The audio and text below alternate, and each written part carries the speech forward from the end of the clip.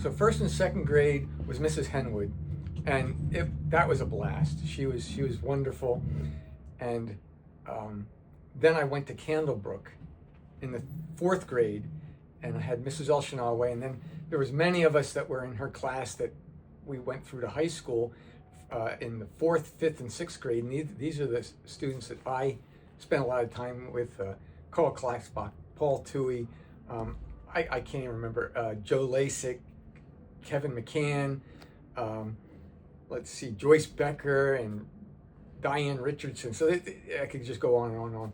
And then I think one of the highlights was in the fifth grade, we all went to French Creek.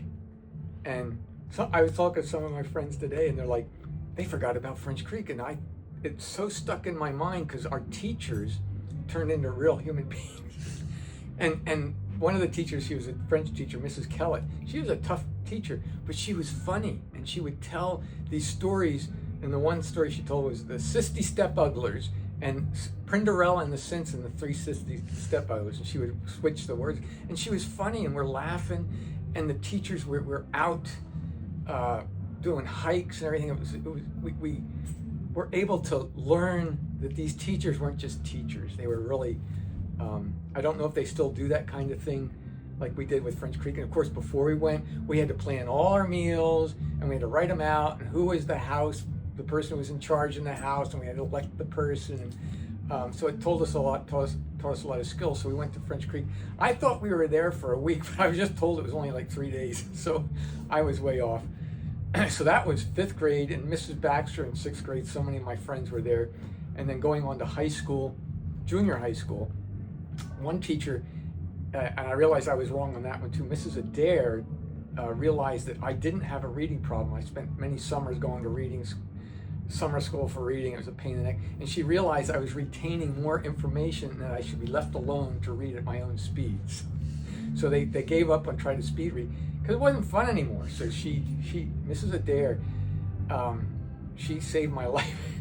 So that was, and then in junior high school, Mrs. Babbitt, and she had us audition, and I was always I could sing. So I got selected to be in her class. So it was homeroom, and what grade was that?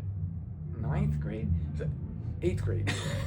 And homeroom and first period every day was music. And we would practice and rehearse all kinds of stuff. And we'd go around all elementary schools and sing.